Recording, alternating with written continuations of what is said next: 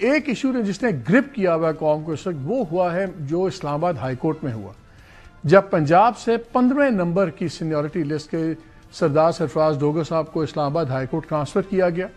اور پھر ان کے بعد ان کو سینئر پیونی جج بنا دیا گیا۔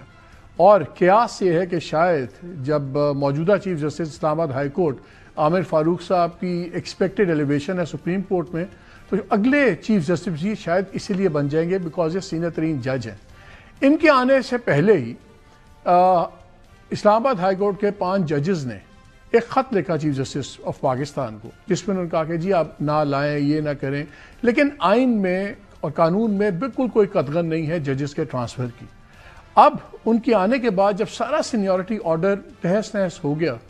تو اس کے بعد 5 ججز نے ایک ریپرزنٹیشن بھیجا ہے، آپ اس کو پٹیشن کہہ لیں جو مرضی سمجھ لیں، چیف جسٹس صاحب کو کہ جو نیا سینیورٹی آرڈر آیا ہے یہ ناجائز ہے، غلط ہے، اور اس کی وجہ سے جو نیکسٹ سینئر ترین جج تھے جسٹس محسن اخترکیانی صاحب، وہ اب ٹیکنیکلی اس وقت موجودہ میں نمبر 3 چلے گئے۔ اسی طرح اور ججز کی سینیورٹی بھی ہوئی ہے۔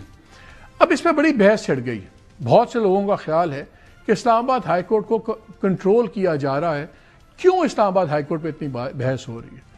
جو ناقدین ہیں ان کا کہنا یہ ہے، جو پولیٹیکل اینگل سے دیکھ رہے ہیں، کیونکہ یہاں پہ سارے کیسز مسئلے مین اپیلز کے ہیں، خاص طور پہ عمران خان کی اپیلز ان کے کیسز کی، چاہے توشہ خانہ ہے، دوسرے ہیں، اور اگر آگے جا کے مین 9 والے کیسز کا بھی ٹرائل ہوتا ہے اس کی اپیل بھی اسلام آباد ہائی کورٹ میں آئے گی۔ تو اس لیے ایگزیکٹو اسٹیبلشمنٹ اسلام آباد ہائی کورٹ کو بالکل اپنے تابع کرنا چاہتی ہے۔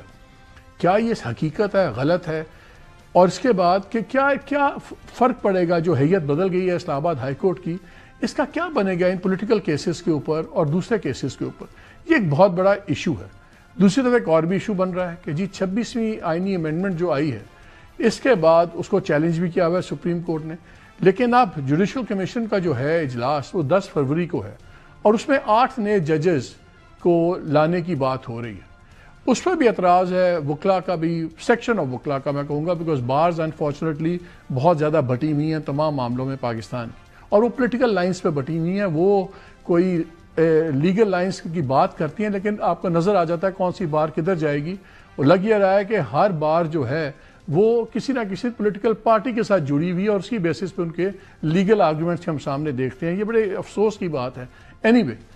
کہ وہ ججز جب آئیں گے تو سپریم کورٹ سٹیک ہو جائے گی، اور تاثر یہ بن رہا ہے کہ بالکل جوڈیشری سبجوگیٹ کر دی گئی ہے، غلام بن گئی ہے، اب ایگزیکٹو کی انڈیپینڈنس ختم ہو گئی ہے۔ کتنی حقیقت ہے ان باتوں میں، کیونکہ at the end of the day آپ کو، مجھے اور دوسرے ہماری طرح کے جو عام پاکستانی ہیں، ان کو کوئی بھی اگر سرکار کی زیادتی ہو، چاہے وہ اسٹیبلشمنٹ ہو، سول ایڈمنسٹریشن ہو، ان کو ایک ہی جگہ ہوتی ہے داد رسی کی، وہ ہیں کورٹس۔ اور اگر کورٹس خود ہی متنازع بن جائیں، اگر وہ خود ہی بے بس ہوں، جس طرح ججز ہمیں بے بس نظر آ رہے ہیں، تو پھر نظام کیسے چلے گا؟ عدلیہ کے بغیر، عدل کے بغیر کیسے ملک چلے گا؟